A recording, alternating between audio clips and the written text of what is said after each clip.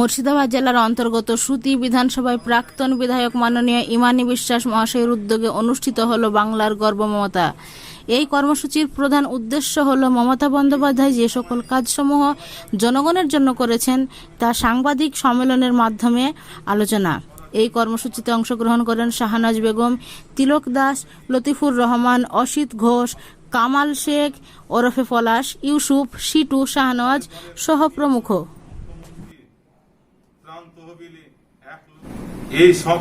এই মহামারী চলাকালীন বিজেপি নিশ্চয়তার পরিচয় যারা যাওয়ার পর প্রায় 200 জন 1000 জন বিজেপি কর্মী দলে আমাদের বিশ্বাস হিসাবে যোগদান সর্বভারতীয় তৃণমূল কংগ্রেসে করেছে।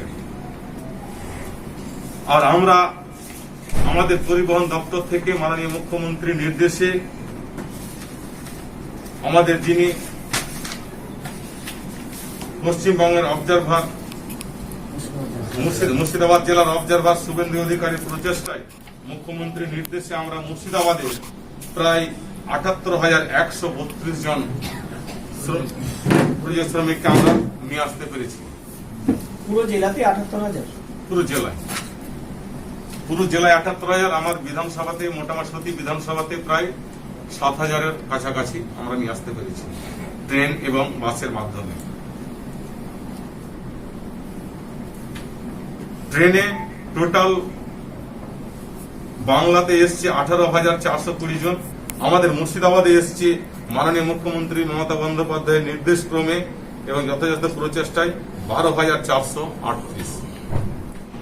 সেই পরিস্থিতি পশ্চিমবঙ্গ সরকার এখনো পর্যন্ত ত্রাণের কাজ 6.250 কোটি টাকা ব্যয় করে। উপযুক্ত কেন্দ্রে যখন এখন পর্যন্ত রাজ্যের বকেয়া 53,000 কোটি টাকা আটকে রেখেছে। 9 দিনের মধ্যে 9 দিন জেলায় 5 লক্ষ পরিবার যারা গৃহহীন রয়েছেন তাদের 20,000 টাকা দেওয়া হয়েছে। প্রথম থেকে পদক্ষেপ নিত তাহলে ভারতবর্ষের মানুষ কিছু সুরক্ষিত থাকত।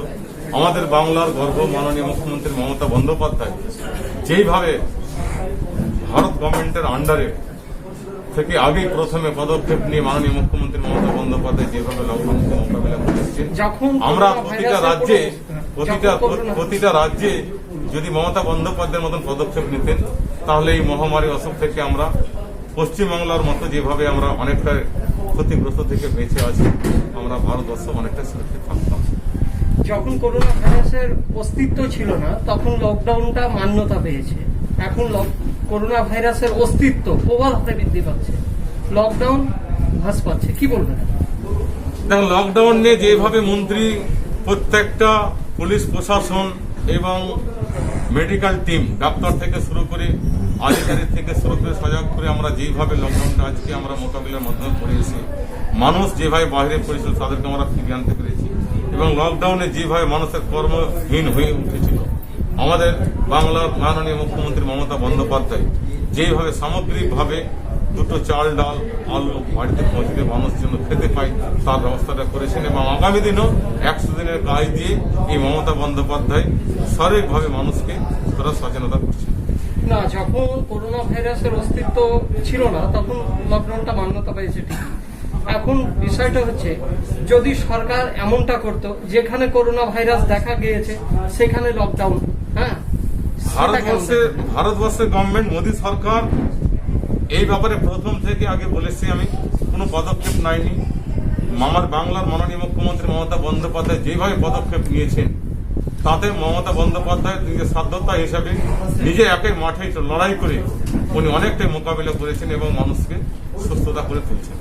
যেভাবে করোনা ভাইরাস বৃদ্ধি পাচ্ছে, ধারণা পাওয়া যাচ্ছে যে করোনা ভাইরাসে প্রায় সবাই আক্রান্ত হবে, এটা কি কতটা আপনি ধারণা পাচ্ছেন? সবাই আক্রান্ত বলা ভুল, আমরা ডিস্টেন্স বজায় রেখে আমরা কাজ করছি এবং মাননীয় মুখ্যমন্ত্রী নির্দেশ দিয়েছেন যেমন বিগত দিনে ধর্মীয় স্থান থেকে আমরা একটা ডিস্টেন্স মেনটেন করে চলতাম। তাই আজকের দিনে আমরা চলছি, মানুষের রুজি রোজগার দরকার তো। চাষি বাসীদের যেমন শুরু থেকে আমাদের ব্যবস্থা করা ছিল যে তারা মাঠে খাটতে যাবে, ব্রিটিশ শ্রমিকরা আমাদের ব্রিটিশ শিল্প এলাকা, ব্রিটিশ শ্রমিকরা বাড়িতে নিজের বাড়িতে এসে মানে ডিস্টেন্স মেনটেন করে তারা ব্রিজ বাঁধবে এবং মমতা বন্দ্যোপাধ্যায়ের নির্দেশ মেনে প্রত্যেকে ফলো করছে। পাশাপাশি উনি খাদ্য সামগ্রী তাদের বাড়ি বাড়ি প্রত্যেকে রেশনের মাধ্যমে, এবং আমরা ব্যক্তিগতভাবে যেটা বললাম, আমি আমার ব্যক্তিগতভাবে এবং প্রধানদেরকে নিয়ে প্রত্যেকে প্রায় 50,000 পরিবারকে আমরা এই সামগ্রী চাল ডাল আমরা মানুষকে পৌঁছাতে পেরেছি। মানে আমফান ঝড়ের কারণে কি লকডাউনটা সেভাবে মান্যতা পেল না? আমফানটা আলাদা একটা দুর্যোগ, লকডাউন আপনার পুরোনোটা আলাদা দুর্যোগ, দুটোর মধ্যে ডিফারেন্স আছে।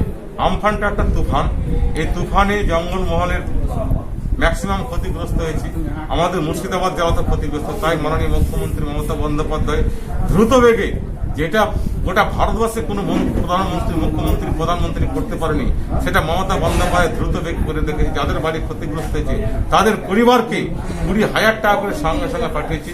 আমি আপনাদের মাধ্যমে জানাতে চাই যে মমতা বন্দ্যোপাধ্যায় যে 20,000 টাকা প্রত্যেকটা মানুষকে যেভাবে ক্ষতিগ্রস্ত মানুষকে দিয়েছি, তারা যেন কেউ বিভ্রান্ত না হয়ে কাউকে একটা টাকা দেয়। এই মমতা বন্দ্যোপাধ্যায় সরকার আমাদের পশ্চিমবাংলার সরকারের টাকা এবং আমাদের মামাটি মানুষের সরকারের টাকা, এই সরকারকে মানুষকে কিছু দ্রুত বেগে তাদের বাড়িকে নির্মাণ করার জন্য মমতা বন্দ্যোপাধ্যায় টাকা দিয়েছে।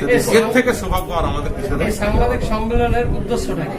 সাংবাদিক সম্মেলনের উদ্দেশ্য, যেহেতু লকডাউনে আমরা প্রত্যেকটা জায়গাতে পৌঁছতে পারছি না, পাশাপাশি সাংবাদিক আপনাদের মাধ্যমে ইলেকট্রনিক যুগ, আমরা বিজেপি যেভাবে এবং কংগ্রেস যেভাবে একটা বার্তা বিভ্রান্ত করা মানুষকে চেষ্টা করছে, এই মমতা বদনাম করার চেষ্টা করছে, এই মমতা বন্দ্যোপাধ্যায় এই বাংলার যে আমফান টাকাটা নিয়ে এবং মানুষের সামগ্রী ডেভেলপকে নিয়ে যে গানটা করলো, সেটাকে নিয়ে আমরা মানুষকে বার্তা দিতে চাই যে মমতা বন্দ্যোপাধ্যায় আপনাদের পাশে আছে, সারা বাংলা 10 কোটি মানুষের পাশে আছে, তার প্রাণের মধ্যে আছেন, তার ব্লাডের মধ্যে ঢুকে আছেন। তাই আজকে এই বার্তাটা আপনাদের মাধ্যমে, সাংবাদিক বন্ধুদের মাধ্যমে আমরা প্রত্যেকটা গ্রামে গ্রামে, প্রত্যেকটা বুথে বুথে আমরা এই বার্তাটা ছড়াতে চাই।